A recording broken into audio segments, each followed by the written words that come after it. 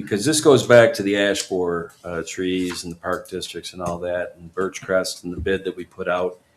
And this extension, in a lot of ways, we have no idea how much we will spend in that 15-month period, because we don't know how many identified trees will be cut Correct. down or canopied. Correct. What was it? Maybe 3 years ago, we went out to bid. Yes. Yeah. And Birchcrest won the bid. I think actually they were the only respondent. They were, But the price is based on size of the tree. yeah, canopy or cut down to the ground. I No mean, idea. at least those prices It's are open-ended. set per tree. You don't know how many trees. We don't. So they've agreed to hold the price for another year, over a year. And Is there- go ahead, Jeff. Is there a not to exceed amount? Is this 29,000 is based on 58 trees? You're saying we have no idea how many trees there are. So we really don't know the extension cost will be, correct? Correct. The extension is for the term of the contract. In the original contract, the specific scope, section A, at this point, that service has been completed. Yeah. It's just an extension of the unit price in section B. That's really what's going to continue on during the duration through Sure, I get that. December but 31st. Yeah. And okay, so my question on, I think, which would speak to your question, Councilman Cahill, is do we contact them when we become aware of trees that need to come down? It's usually handled by the Parks Department. Okay, so that we have a way of controlling it. They're not driving around town saying, oh, let's take that tree down. Well, I get that, Yeah. but we don't have any idea right now of what that cost may or may not be because it's not identified in the extension of this contract. That's my issue. Correct. It shouldn't be as bad as it's been for the past 3 years because many trees have been taken down. Right. It's still, Okay, who did the still do survey come up on a fairly On the regular original basis. contract as to come up with how many trees there were. Yeah, well, I suppose. I mean, it identifies 58 park districts. Yeah, that was Chris Bilo and Glenn Morrell and their staff, along with the highway department. Josh, I think your department. There was a lot of town resources. The community was called in. We opened up a portal to tell us what trees we had to go out. It was a pretty robust process because people said this tree. We went out and said, sorry, that's on your land. That's on you. That's how we went about it. And We're looking at something from about 4 years ago. And like you said, we got one bid. I will say that, from everything I've heard, the first year was the most.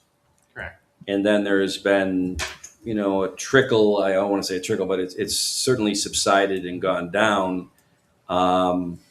So I don't know if you do the math and what do they say in stocks? Past performance doesn't indicate what the future is going to be. But I don't think we're going to have any fear of exceeding 30,000. And to Councilwoman Cataldi's point, they don't drive around and say, "Hey, let's drive this thing up and cut every tree down in town." Yeah, I charge them $100,000. But I also requisition it. I also think when we look at the previous quote and the trees that were inventoried, if you will, let's not forget that 3 or 4 years ago we were dealing with all the dead ash trees. That's exactly what. And it that about. was, yeah. Yeah. Yeah, I would just like to see it not to exceed cost on these. That's just my personal opinion. Understood. Any other comments or questions? No. All right. And I don't want to, Kyle, I know you're not a big fan of the not to exceed, are you? Either this is the cost of the contract or whatever. And I don't want to put you in a spot, but I don't know.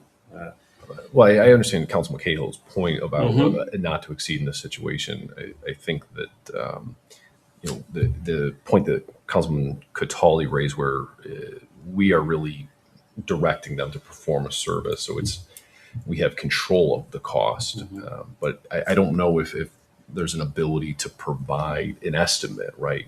How many do we anticipate that they're going to come? Because we'd have to have that information to develop some not to exceed amount. I totally understand where you're coming from. And without a cost to exceed, we're essentially just bills for the services. And I have a problem with Well, the good news is here is that I think, and I think Birchcrest to some extent is doing us a solid because in age of inflation in the last 5 years, whatever, we are still getting the same cost per tree that they did in 2021. And they're, I don't want that to go unspoken here. I know in the spring, when the trees all bud in April and May, that is when we are told by the community, by the Parks Department, by the whatever, hey, here's trees, and I can't stress this enough, that are on town-owned land that need to be cut down because they are an imminent threat to fall onto private land. We don't go into town-owned land, 100 yards in and say there's a dead tree there and cut it down, because if it falls, who cares?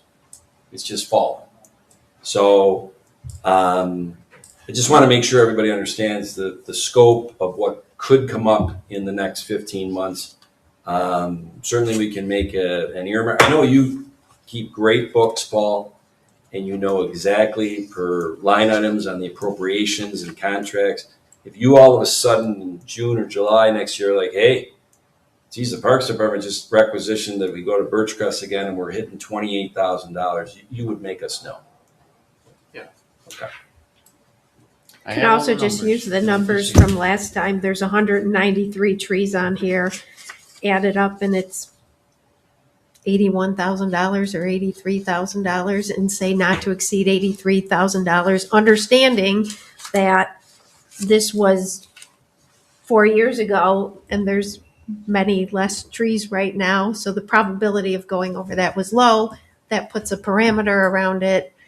And Paul will be our person who inspects and makes sure we stay in those guide rails. And I would have no problem with that. Well, you know what, Councilman Cahill or Councilwoman Wright, would you please make the motion the way you want it?